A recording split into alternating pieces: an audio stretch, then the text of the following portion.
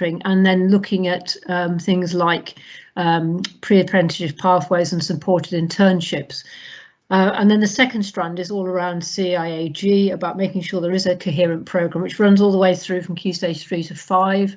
And that there is this sort of culture of raising aspirations, and that within this programme we include opportunities for encounters with employers, but also for SEND students, particularly important to have encounters with sort of role models as well, because that's all part of the raising aspirations. We've got now enterprise coordinators have been appointed who are going to work with the different settings, and and part of the rationale for this meeting is that the careers leads are going to play a really important part in the different settings. Julie's done an audit, and we know that we've actually got a good level of skill within the careers leads in the different settings, but it's about also looking at how we can roll this out, and also there is a careers SEND module which we're hoping the careers leads might complete, and ultimately what we want is for all settings to be 100% compliant with Gatsby. So those are the sort of two strands, and then of course the challenge is really, as I said at the beginning, this is just a 2-year funded project, so we don't want it just to be a flash in the pan, and we do these things for 2 years and it's all very good and it's all great, and people have perhaps benefited in the short term, but the concern really is how is this going to have a lasting legacy. And so on the final point, really what we're sort of looking at now, what I'm sort of trying to work on is a quality mark which we'd like all settings to try and achieve, and basically it's just good practice, and I'm working with a sort of key SEN provision at the moment just to sort of look at how we sort of beef this up, and so we can roll this out. And then the other thing is, what we've discovered is there is a lot of good practice already happening across the city, and so trying to pull this together in a sort of directory format so that people, if they're trying to look at how they can improve, I don't know, sort of the teaching of maths and English for SEN learners, for example, they can refer to this directory and link up with people who've actually got good track record of actually good practice and so on. So those are the two things at the moment that we're sort of looking to try and develop so that there is some impact beyond the lifespan of the project. So that's a very, very quick tour of DLP. Jane, yeah, hi, David. Hi. Have you got facts and figures? You talk about the number of NEETs in Birmingham and nodes particularly. Have you got the facts? Not without sort of logging out of this meeting, but I did send it through. I did send the bid through to Catherine, and so the last lot of data we've got is in that bid. Yeah. Okay. In actual fact, the data for the city is improving. Okay, but it still lags behind, say, other core cities. But there has been, over the last 3 years, I think, there has been a sort of improvement. Of course, COVID's not helped, and that sort of skewed some of the data as well. But up until COVID, there was there's been quite high focus at Post-16 Forum, and particularly around trying to get the September guarantee data accurate, and so there were sort of indications that things were starting to improve, but obviously you need more data to be able to say yes, it's definitely a trend which is developing. But Hannah, if she joins, I mean, I don't know, Helen, whether you've got that sort of data at your fingertips. I know that Matt was trying to get the more recent data up, but the one in the bids obviously goes back to 2019. Yeah, we've got last year's data because it finishes. We send it into the DFE in October. So yeah, that's. Well, perhaps that could be. We perhaps get that appended to the minutes when they go out, and then people can see where it looks, what it's looking like at the moment. Yeah. If you let me know what it is, if I can, because I haven't had any of the papers. Obviously, it all goes to Hannah because I'm sort of here as a glamorous assistant. Well, I'll get your email address and I'll send it, and then it can be circulated. Is that all right, David? And then you've got that more recent data, because as I say, the one in the bid's probably from 2019. Yeah, it'd be useful, wouldn't it? I think I'm just looking at the bid actually. I just got it from me, Catherine. I think it'd be useful to have a look at the trend as well. And if it is a positive trend, why is it positive?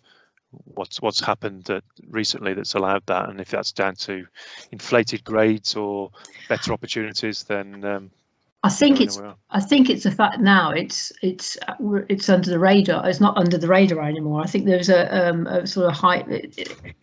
I think because we're actually looking at it, people are more aware really that there needs to be a bit more care about the sort of guidance which is given. But there is still an issue, because particularly the 12 into 13, the sustained destinations, that's the one thing that I don't think is as good as it could be, because, and it is sometimes a quick fix. You've got students, and quite often they gravitate back to their old institution in terms of 11 to 18 settings, because it's what they're familiar with. Whether in actual fact going there is the best option for them, because they might, lots of settings don't have the sort of courses which are probably going to enable them to progress, and that's the trouble. In some cases they're occupied usefully for a year, but there is no meaningful progression beyond that. And and I think that's one of the reasons, one of the factors, and that obviously was one of the strands in the bid to try and address the support that's given to in the Key Stage 4-5 transition. I thought I saw Julie come back. Yeah, Julie's back in now. Yes, I'm sorry about that connection. Just picking up on the presentation. So there's some up-to-date data on the NEETs. We'll send that out perhaps with the minutes as well. Greg, I saw. Did you put a comment in, or just sort of? Yes, sorry, Jane. It was just to ask you. I'm sorry, I'm a little bit late, but I missed the start of the presentation, and I would love to see that because it's really nice and succinct and a nice summary of the project. So I'll email it to you, Greg. Thank you. Appreciate that. Yeah. Yeah. Thanks, Greg, and welcome. And yeah, we will be sending out. I'm recording this, and we will send out all the slides later. So that data will be. Is that, Helen, specifically for SEND young people, or NEET data generally? Yeah, well, we can do both. We can give you sort of the whole lot, or just the SEND group. Going back to what you were saying earlier, Jane, that dropout is across the board. It's not, and it always has been, in my experience in the past about 20 years, that young people will stay in some sort of education and training until they're 17, and then they get into year 13, and that's when they disappear. Yeah. So we do have a trend we've not really managed to sort of address, really. Going back to your question, David, it's something we've, it's a challenge, and I think there are implications there around the curriculum offer, and I think that's also one of the things where collaborative working is going to be key, because settings can't be all things to all people. You can't offer absolutely everything. You can't do level 1 to 3, 2 and 3 courses in all sorts of subjects. So it can only be done by collaboration. And that's why I think a directory where you can see where there's a lot of good practice, there is some very good practice going on already, and it's about putting that together, really. Thanks. And I think what you were saying, about young people staying in their settings and then perhaps it not being right for them. And from what I've heard, that's been particularly poignant this year, in terms of, when they weren't able to perhaps attend open days, etc. But yeah, I'll certainly send the data out with the notes, etc. Okay, so I'll move on to my presentation. There'll be a little bit of overlap, but just to give you some of the background, and particularly I wanted to focus on some of the progress that we've made to date, because there's been a lot going on in the background. Okay. Right.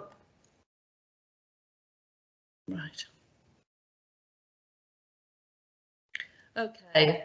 So I think Jane's covered a lot of, this. As I said, there will be a little bit of repetition, that the focus particularly is around enhancing the CEIG for these target young people in the schools to ensure that they're getting, you know, that support in-house and providing support with transition for young people with SEND. So it's about helping them now in school, getting the right information, and then providing support with transition. And also there's an element about those young people who perhaps haven't attained the destination they wanted to this year, giving them that academic support to enable them to progress. And as we said, there's been a lot of discussion with the Post-16 Forum, and today's really to make sure that the careers leaders who are going to be vital and the careers advisors who are going to be vital to that first aim are sort of aware and involved with discussions about the project. So the targets then, ensuring the careers leaders and the careers advisors access the best practice training, looking at ensuring that there's adequate resources, and James alluded to sharing good practice and materials for this cohort of young people, sharing information and opportunities to raise aspirations and support transition, create, which we'll look to perhaps for the future, bespoke, once we've identified the cohort of young people, creating programs to help them transition, and then going on into the future for the next year, year 2, a pre-apprenticeship course to help them to facilitate skills development. And so a little bit more on each of those. The training for careers leaders and careers advisors, as we've seen, the 8 settings have been identified, and you're with us this afternoon, those that could join us.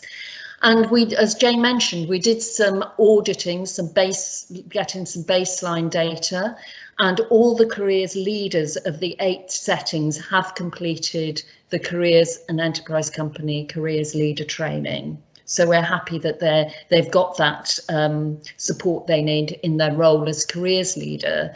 And all the schools reported that they have a qualified careers advisor, qualified meaning, you know, that they have attained the level 6 qualifications.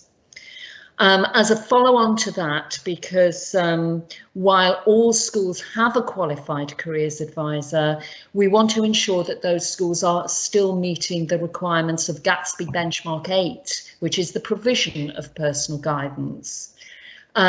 Because we're aware, maybe because of budget restrictions, that not all young people are getting access to the advisor.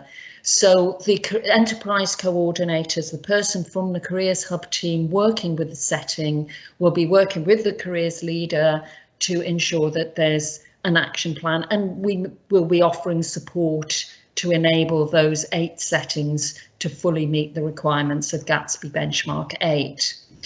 And it's been the advice that the careers advisors complete the specialist CDI SEND module, and that was, we mentioned at the last meeting of the reference group, and the people of the reference group felt that this was a recommendation that we enable all the careers advisor to have access to that SEND module, the professional certificate supporting clients with additional needs. We would fund that for your careers advisors. It's 4 half-day modules, which we can do virtually, which is probably more convenient, to understanding the impact of disability on guidance, being up to speed on legislation and statutory guidance, and adopting a client-centred approach. So, I mean, that will be something the enterprise coordinators, Ruth, Eudine, will be, you know, discussing how to best take that forward. CDI are prepared to put on a special course if we have at least 6 people, and this could be opened up beyond the DLP schools, but certainly that's something we'd like the careers advisors in the DLP settings, the pilot settings, to have access to.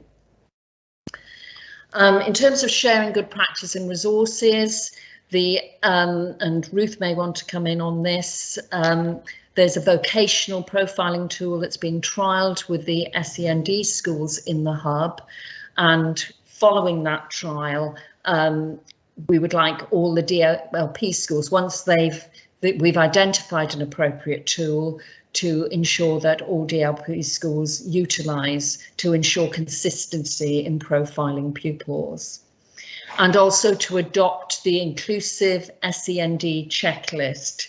It's a CSE document that I'm sure most of you are familiar with already.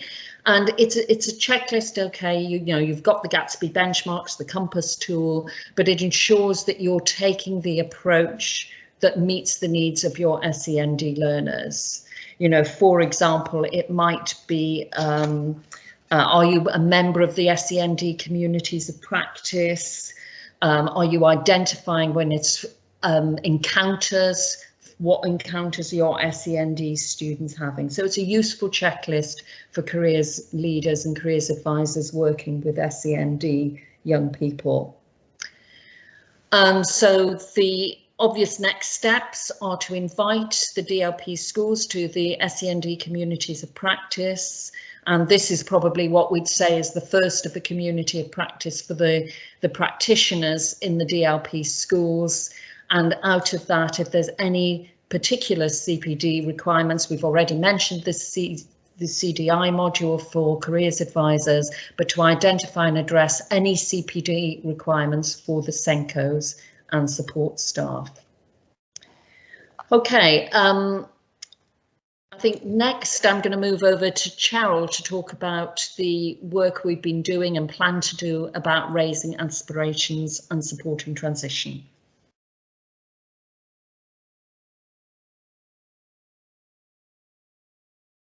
Thanks, Julie. Yeah, so I've been asked, oh, it looks like Greg's got his hand up. You want to say something, Greg? Yeah, if that's okay, Cheryl. I just thought, whilst Julie's just finished that section, to ask a quick question on it. Basically, I'm really interested in that vocational profiling tool, and you know, would really like to sort of widen the access to that to all of our learners. And I'm not entirely sure whether that works in a one-to-one setting with a careers advisor, or whether it could just be done independently by a group of learners in a classroom setting, or whether it requires that careers input. Certainly it could be done in a whole class setting and then leading to individual one-to-one support. I just wondered what your thoughts on that and what the access to that tool might be. Ruth, do you want to say you're more familiar with the tool from the work you've been doing with the SEND schools? Yeah, I mean, we haven't actually started using it, so we've adopted an approach that has been. Oh, can you hear me? Sorry, yeah. Frozen.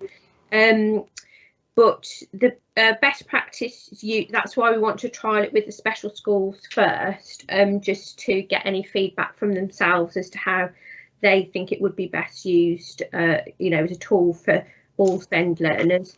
But the best practice way of using it is for it to be used really by the whole school and everyone who has contact with those learners. So they start from year 7 to complete it, but it's something that travels with that learner as they go through the school transition into college, or, you know, whatever sort of transitions that they make.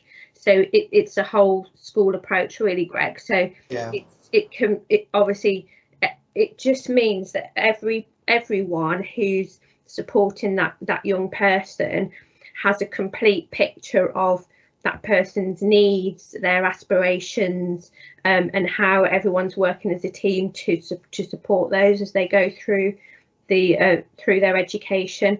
So, but yeah, we'll know more, I think, once we've looked at it in more detail and the schools have started to use it. But yeah, and I think, you know, it's about sort of giving that guidance to yourselves as to how best to use it. But we also want it to be used across the board, really, across the city of Birmingham. So you'll be sort of inputting into that from, you know, your sort of mainstream settings as well, so that hopefully by the end we've got something that every SEND learner in Birmingham has, that they use, you know, as their sort of passport to support them wherever they go in Birmingham.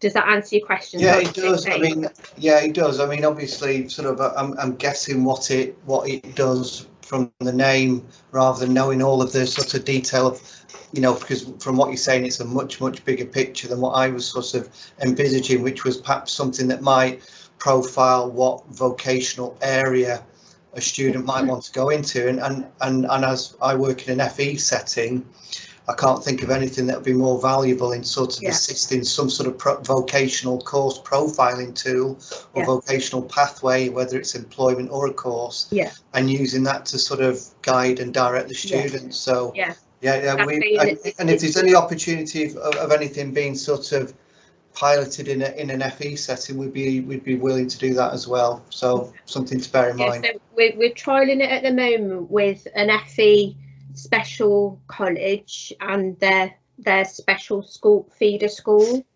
So we want to do that first, just to evaluate it before we say yes, this is the one that we want, you know, that we want to take forward. But hopefully that can happen quite quickly. But like you say, it's not just for use within education, it's also for use with employers, you know, and training providers, whoever it is that, you know, is coming into contact and supporting that young person, so they can also see, you know, what their needs are and what sort of support they need to get them to where they want to be.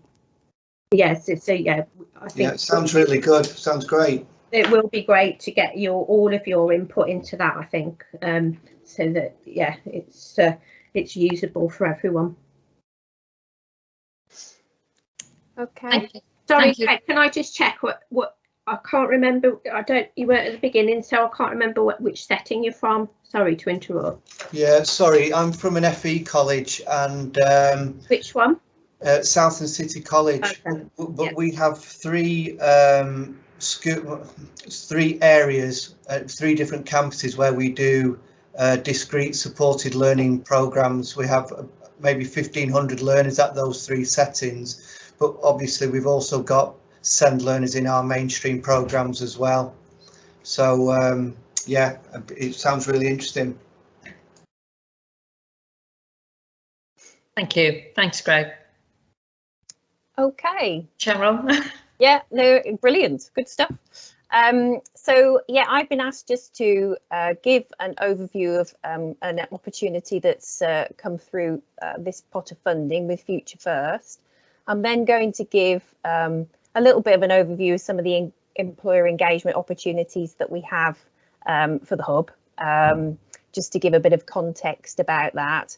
And then also just to sort of set the scene a little bit about starting the thinking around what we could do and what is feasible, just in this early stage, so that whatever we do decide to do as part of the project, we know that it's going to work for you, and we know that it's going to work for the employers. You know, all this is all kind of critical, isn't it? That we don't all decide that we've got a wonderful opportunity and then we find the young people don't want to do it. So all of these kind of small considerations are really good for us to think about now. But before I move on to that, so yes, just to tell you about, I'm sure probably quite a few of you have come across Future First already. Through the funding, Future First have been commissioned to provide the schools and colleges with access to a portal and workshops to help mobilise your past pupil network. So Future First will work to encourage alumni to meet the needs of the school and can support the school in a variety of ways, and you can use them on this project. You can use them more broadly than this project as well. They can work, your alumni can work on things like school improvement plans. They can work on the Gatsby benchmarks, all sorts of different things. And of course, one of the things that you might like to do in order to sustain a longer term relationship with some of those employers is to maybe, if you don't already have an enterprise advisor for your school, that might be a great opportunity to bring them in to help them to help you with this project, but also just much more broadly for your school as well. You will have access to the portal for a portal where your alumni can go on. You can put your opportunities on. for 12 months. They'll engage alumni for you, and they will also be delivering 5 workshops, so some training for you, but also 5 workshops which will focus on different employability activities that can engage the alumni and you know, with your students. So that's kind of a heads up that that is coming. They've been commissioned and they will be in contact with you themselves in order to do that. But we wanted to flag it so that when you get contact, you know what it is, and it's part of this part of the commission through this project. I think someone's just asked a question about, are we obliged to use them, or is it our choice? I think we'd certainly say give it a go. It's being commissioned. It's an opportunity for your school to use this. They're there for you to draw upon. But of course, if you prefer not to, no one's going to make you do that. But it would be great to understand perhaps why you wouldn't want to work with them if you decide that that isn't something that you want to pursue, so that we can understand that a little bit better for the project as well. I think, sorry, just to chip in and correct me if I'm wrong, because I'm coming into this a little bit cold, but is the sort of aim for this, Cheryl, to really start to capture those SEND learners who have successfully transitioned from the setting, so that they're sort of standing out as role models to the learners that are coming through? So that yeah, I mean, not necessarily. Yes, that would be in an ideal world, but it's the as I understand it, and Julie, please come in and correct me if this is incorrect, but there will be one hub for all the schools to access, and they'll be reaching out to as many alumni as they can, and yes, including any previous SEND students. But I think the idea is to broaden the opportunity as far as possible. Okay, so next slide. So part of this project is about sort of testing some approaches to providing opportunities for SEND young people to progress towards work readiness. And we're currently scoping what this should look like and want to consult with you about that. We're proposing that there is an opportunity for SEND young people in perhaps year 11 to have some encounters with employers in June of this year, which could then progress to more immersive employer experiences for the same students when they get into year 12. So the encounters in year 11 would sort of provide the opportunity for the SEND young people to get some exposure to the employers, some of whom may be these same employers that they would then go on to work with in year 12. So it's an opportunity to do something like a careers talk or a workplace visit, something that's a bit lighter touch, partly to get so that the young people get the exposure to the employer they might work with in a more immersive way, but also to warm the employers up, to make sure that the employers are ready to work with the young people in a more immersive way. So some of the same students may then decide to opt for that more immersive employer experience year 12, which would be a more significant ongoing experience they'd likely need to plan and opt for at the end of year 11 to ensure that the provision is ready for them. My colleague, Dean, is going to talk to you about what those sort of more immersive experiences could look like.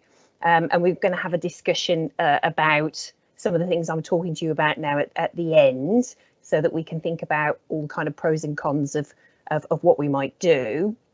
So before I hand over to Dean to talk about that, I did say that I would sort of give an overview of some of the existing ways that we work with employers, and we'd certainly want to broaden the way in which we're working with employers to include this project. I think it'd be quite an exciting project for them to engage in. So in Birmingham, we've got cornerstone employers There's 12 of them, and they work to support the hub's strategic priorities. And the Cornerstone employers are part of a flagship group of more than 300 businesses across the country. Cornerstone's employers work collaboratively and strategically with a network of schools. And in Birmingham, we've got companies like the NEC Group, Jacobs, Wilmot Dixon, Birmingham Solihull Mental Health Trust, HSBC, and there's others as well that we are working with. In Birmingham, we also have the Inspire for Hire group, which is a network of employers who work to create a kind of supportive learning environment where employers and providers can feel empowered to take the next step towards inclusive careers development. So particularly trying to support employers to think about how they're going to extend opportunities to send young people. So it's a perfect network for us to tap into for this particular project. We've already talked about Future First, which you'll gain access to shortly. They should be reaching out to you now. We can also look at other employers where we need to, and you might have existing employers that you're working with already quite closely. You might want to deepen the relationship with those existing employers rather than having new ones. You might want new ones and to deepen the existing relationship. So what I would say is certainly, we're very open to, bringing on board employers that you want to do more with, that you're already working with. So that's something to consider as well. If we could move on to the next slide, please. And just on that point, really, and I've mentioned Inspire for Hire, I just wanted to take the opportunity really to highlight an event that we've got coming up on the 1st of April, just before I hand over to you, Dean.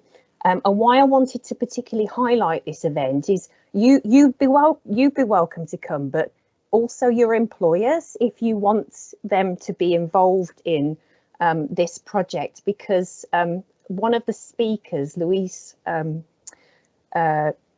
Saunders, from National Grid, she has already developed supported internships, and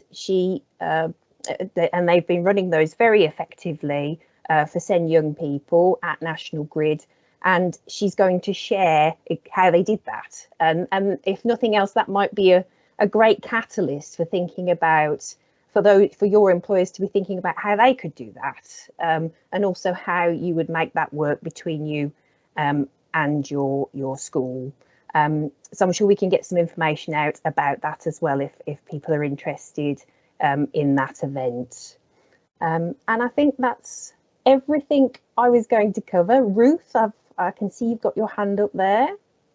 Yeah, I just wanted to reinforce, to make sure everyone knows what's happening. So you should have all had an invitation to the Send Community of Practice, which is actually taking place on the same day as this. So this event on the 1st of April is a combined in-person Send Community of Practice and employer networking group. So we're bringing together schools and colleges that have that sort of Send focus, and also the employers that are wanting to, develop their inclusive careers offer. So it's a brilliant opportunity for, like Cheryl has said, for yourselves to come along and network with each other and other special schools and colleges, and also invite your employers to that. So if you haven't had that, let me know. Like I say, you should have had it, but yeah, let me know if you haven't, and we'll get that out to you.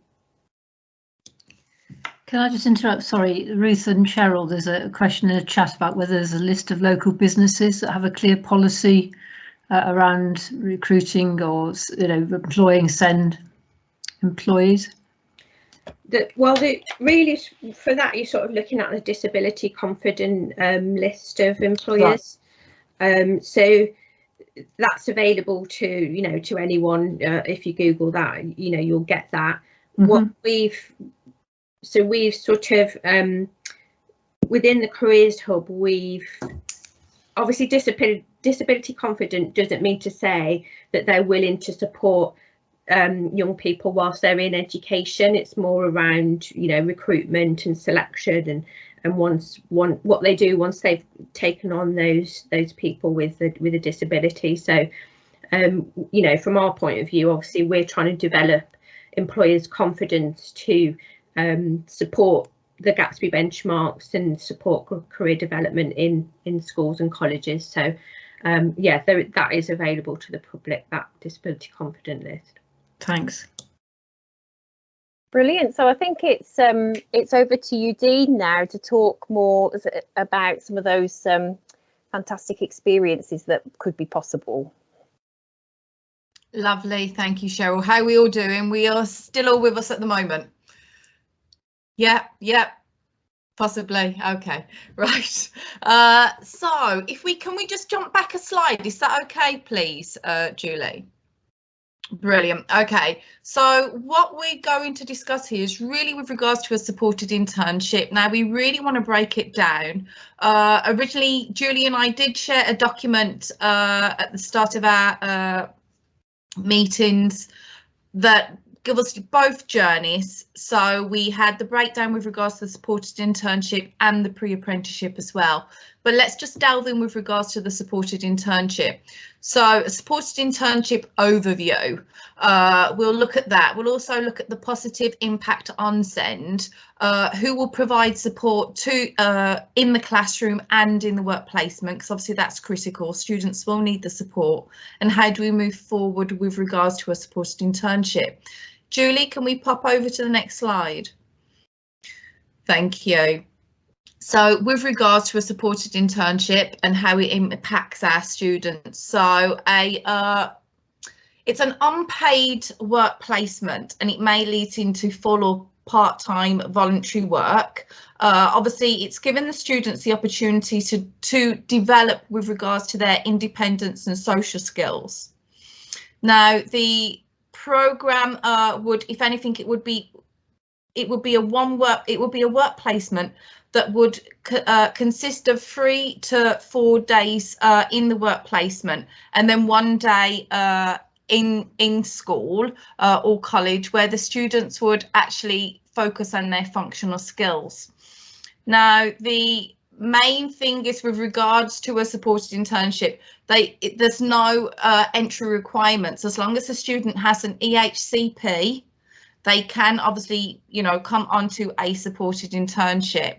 Now, as I said, the main impact with regards to a supported internship for SEND, the programme is focused to support young people to develop the next steps to build their confidence, employability skills, so obviously they can enter their desired work sector.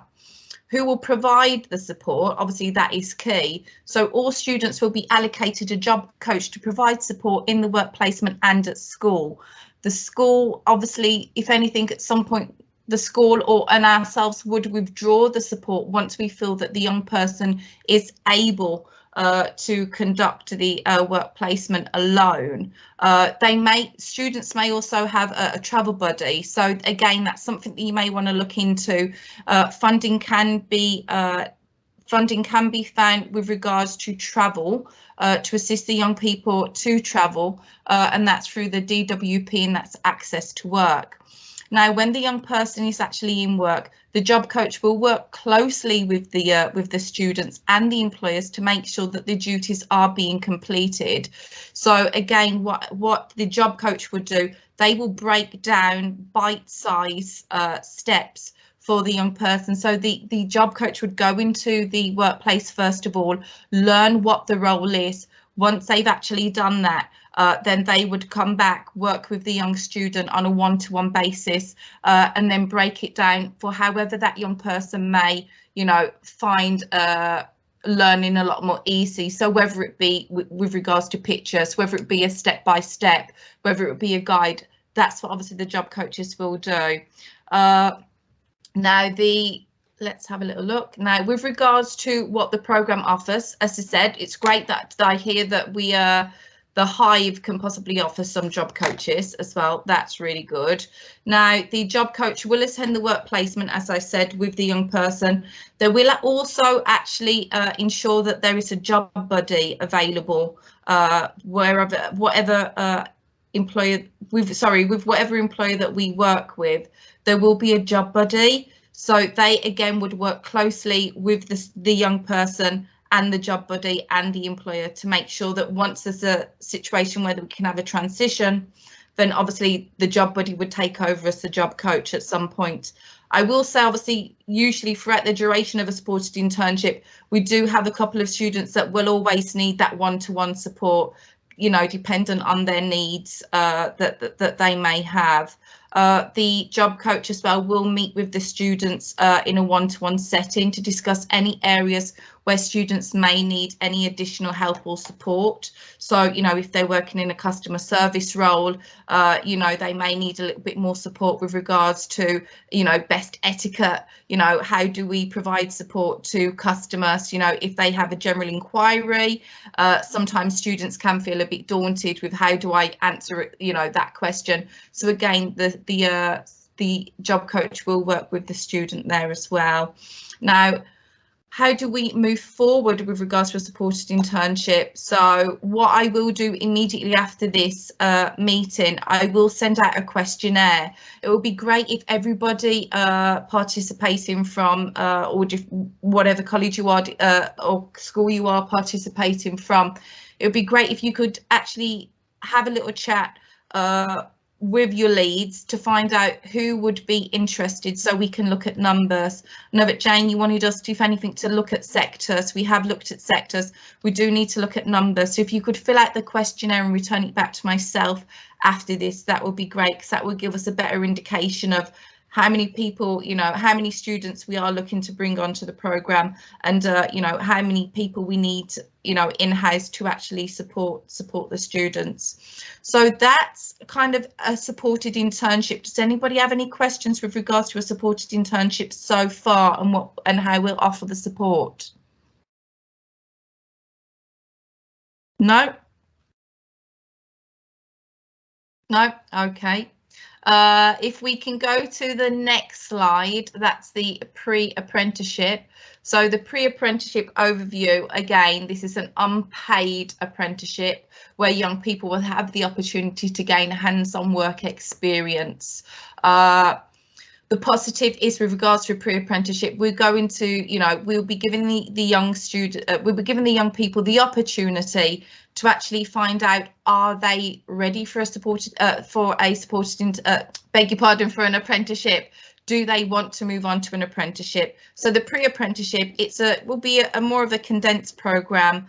It will give them, in a shorter duration of time, and it will just give them a taster to find out if they want to move on to an apprenticeship. With regards to the what the programs are and places, obviously, where they can get support. So that is something that we will need to speak to yourselves about to see if there would be any support that would be available in-house, or whether or not, you know, if we can find external providers that can offer that support. The pre-apprenticeship is obviously slightly different to the supported internship, where, you know, we know that there is funding there from the DWP through Access to Work to gain, you know, funds for a job coach on a supported internship, because obviously that's backed up with the EHCPs. But obviously, with regards to a pre-apprenticeship, it may work slightly different. The next steps really now is to find out exactly what we want to do. You know, how do we want to move forward with this? And again, with regards to what we need to do, is we need to just obviously look at numbers so we can move forward whether or not we go with the pre-apprenticeship supported internship. Does anybody have any questions at all? Ruth?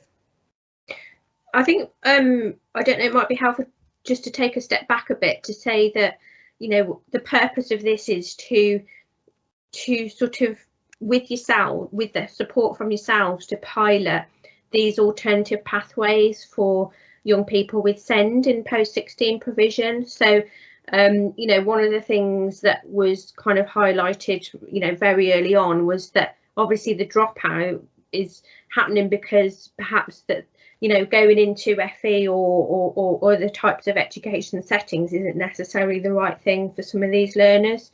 So it's really, you know, as a city, in terms of developing local provision, it's, you know, how do we sort of change the, you know, the dial on that really, and try to, you know, really sort of understand how we can provide these alternative pathways for young people into a more vocational kind of a route in a supported way.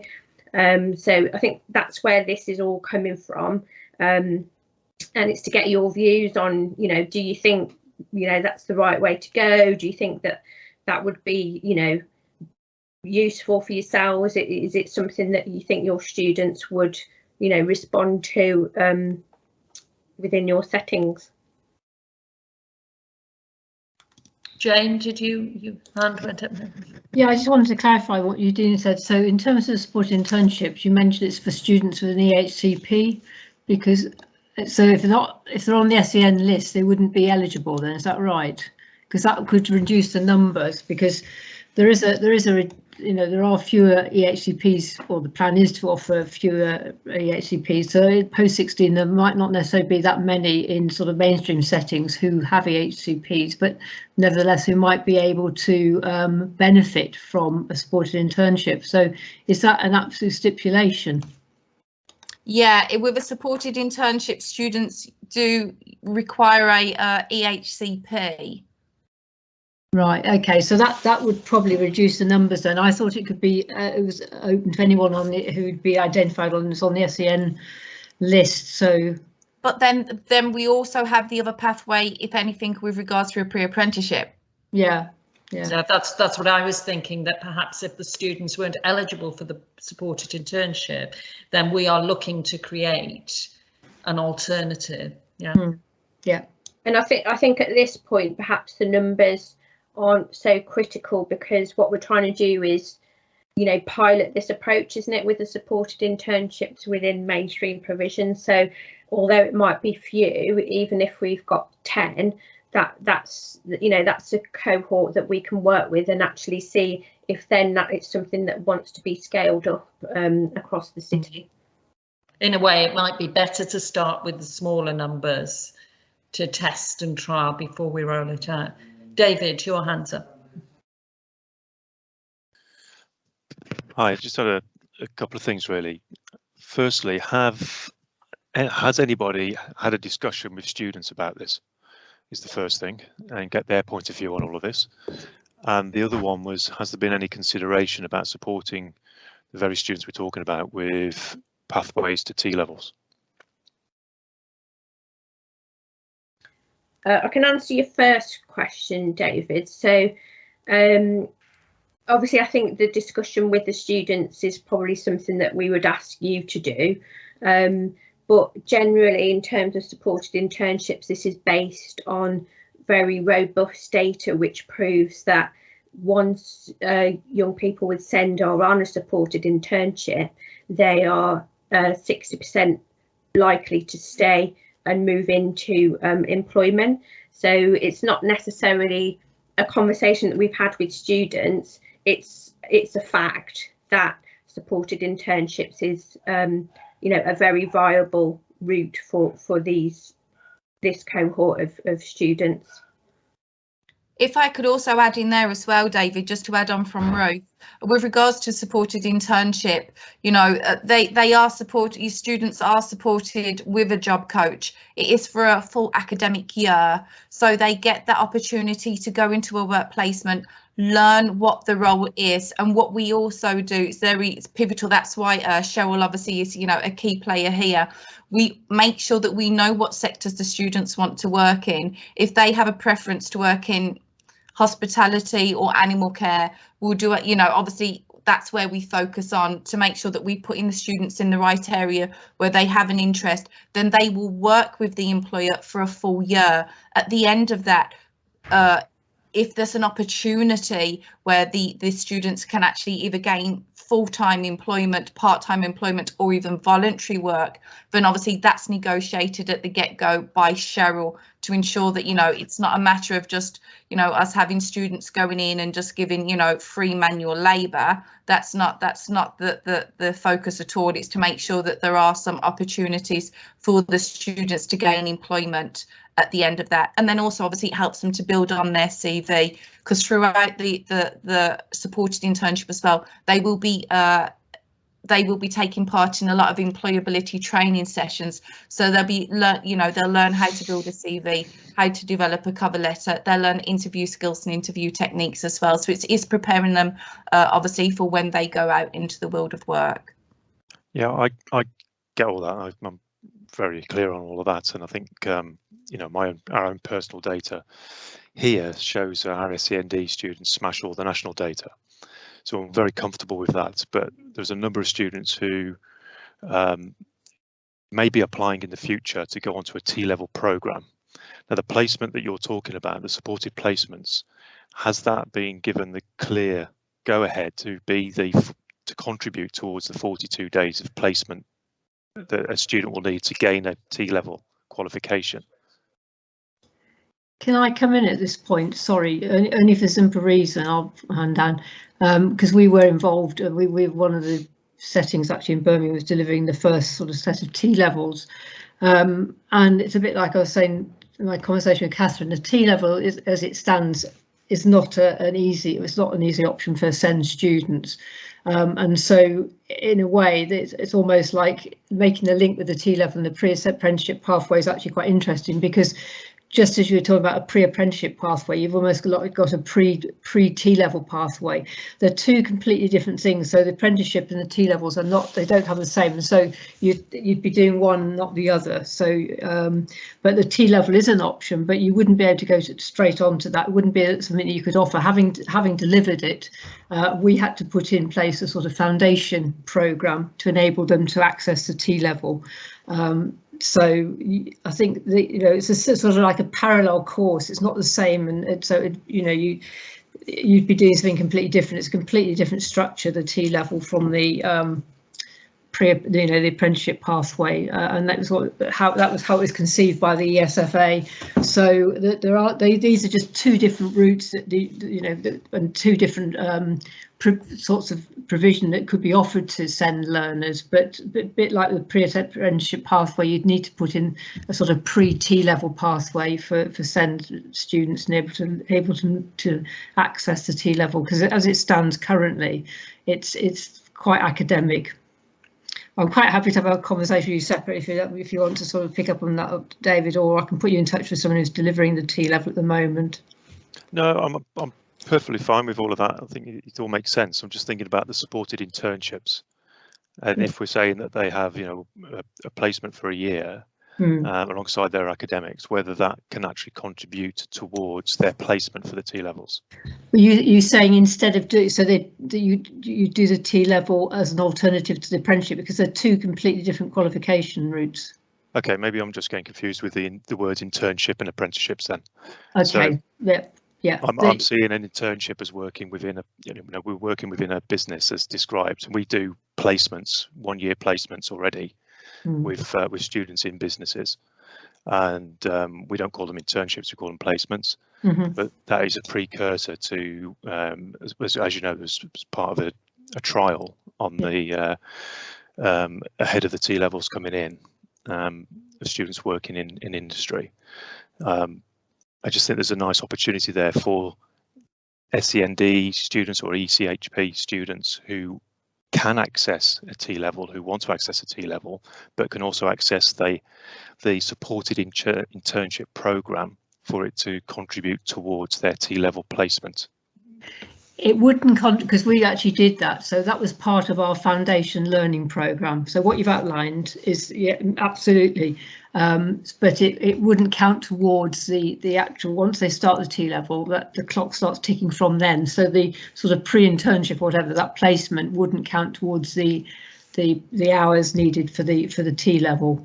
But it certainly makes sense. And in fact, it's incredibly important exactly what you've outlined is crucial part of a sort of like pre-T-level pathway or whatever. So exactly what you've outlined is exactly what you'd want. Does that make sense? Yeah, no, that's fine. I just asking the questions.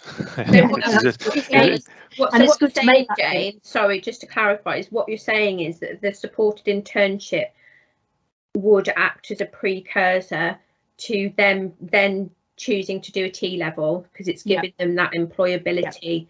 So yeah, absolutely. It wouldn't be part of it, but it would be a good precursor to it. Absolutely. Yeah. And I think it again goes back to this, you know, that we need to identify the students, you know, who that we're talking about now, what their needs are, to be able to create support, suitable pathways. Mm-hmm. Debbie.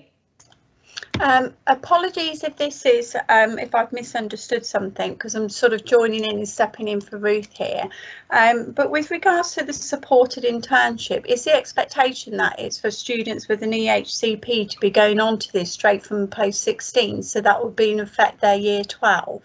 Is that the expectation? Because I'm thinking of some of our EHCP learners in the past, and I've had some who have not been ready to go out, not been well enough to go out at all. But I've also got some who want to actually expand their GCSE profile, so would rather go to a college first to gain more GCSEs or to perhaps improve on their grades before they would perhaps want to go into a supported internship. So is that possible, or is this at age 16 to 17 and not flexible to 17 to 18, if that makes sense? I think that's part of the consultation really, Debbie. So it's sort of, you know, where do we think that this would sit, you know, what's the most appropriate level? You can start a supported internship from the age of 16, but like you say, that's quite young sometimes for those learners. So whether it sits better within the year 13, I think I'm right, Jane, correct me if I'm wrong, but it, you know, I mean, in special schools they stay on for year 14, so because, you know, they're even more mature, so it might be that year 13 is that right within the bid, Jane? I mean, yes, absolutely. I mean, we were looking at the cohort, so obviously we're working with the current cohort of the year 1 of the current year 12s, but, you know, looking beyond that, we're looking then at next year's year 12, so current year 11s as well. But thinking about the legacy and what we want to be able to establish, I think it's got to be what's relevant for the students. And like you said, Debbie, some students are not going to be ready in year 12 to go straight into a supported internship. They need that additional support. And I know from talking to special school colleagues, you know, they do it in year 14. So, you know, then it's like, you know, moving then into employment. So it's got to be what's right for the individual, and I think we've got to have that sort of flexibility, but we're just trying to pilot something, so we've got a model that we can offer as another strand for, you know, of provision for SEND learners, really, so that they're not sort of being, you know, it's not this sort of silo working, that they're just sort of on a sort of fast track in one direction, that they've got the options to sort of go something which is going to perhaps be more tailored to their needs. So I don't think it really matters long term, Debbie, which year they're in. No, that makes sense, because I've just got one of my students who didn't get a EHCP last year, was on the verge of it going through, is now at the dental hospital doing an apprenticeship. So something like that for her would have been brilliant, but she had her GCSE grades, and I'm often wonder if she didn't pass her English, maths and her science, whether she would have taken a completely different route, which is what we were expecting her to take in the beginning. And my other question actually is on the pre-apprenticeship program. Is this how would this work with training providers that already provide sort of the pre-apprenticeship program? Well, what would make a student come to yourselves, or what you're doing now, as opposed to go to a training provider who already has the traineeships set up? And I mean, colleagues can certainly jump in there, but I know that part of it is, you know, we're looking at the moment is about signposting. If there's courses that are already out there, then that's clearly, we're not going to reinvent wheels. But I think if there is a gap, you know, that's something, and we would work perhaps with training providers to fill any gaps. Yeah.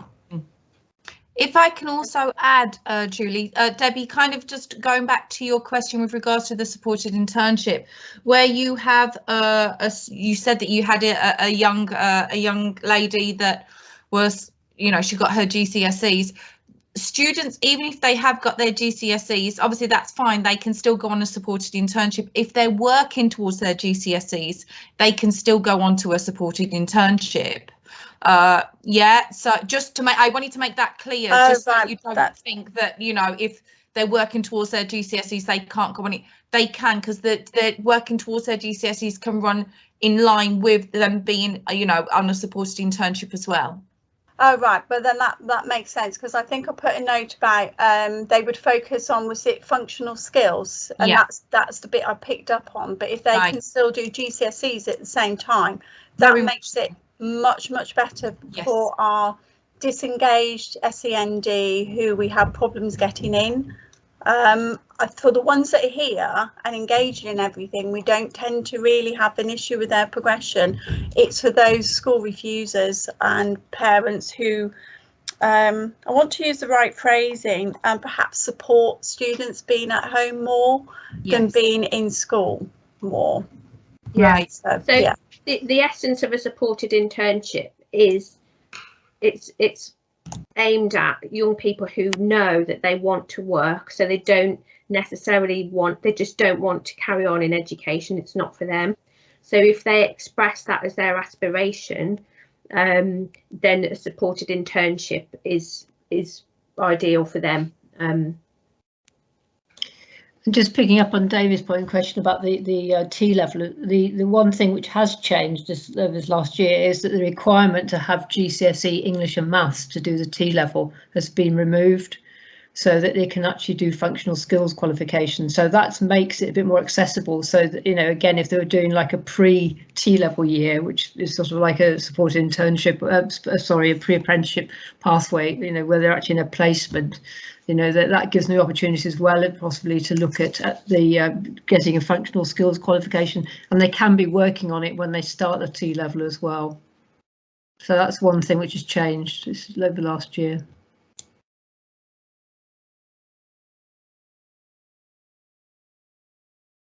Are there any further questions or comments?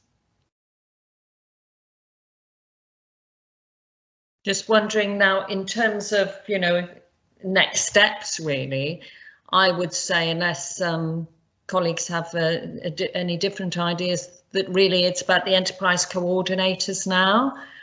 Eugene, you said you'd be sending out the questionnaire to try and identify the young people. Yes. But you will all have a member of the Careers Hub, an enterprise coordinator, working with your careers leader about them perhaps taking this discussion forward about, you know, how many young people, what their needs are, so that can help us to shape next steps. Eugene, did you want to add anything there?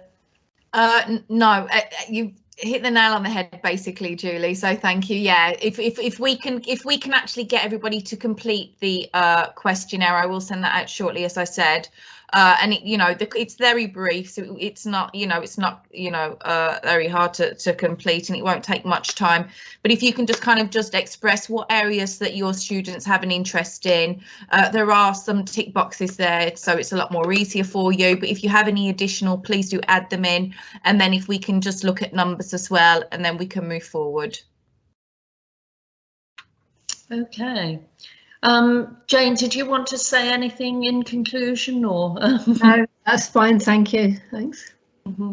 Well, I think it's been really helpful this afternoon, actually, to bring everybody together, and we appreciate other people have had challenges getting here this afternoon, because, you know, we've been trying to shape, based on the bid, and I think it's great to talk with you who are working with the young people to help us to ensure that it fits a purpose. So thank you very much for your time this afternoon.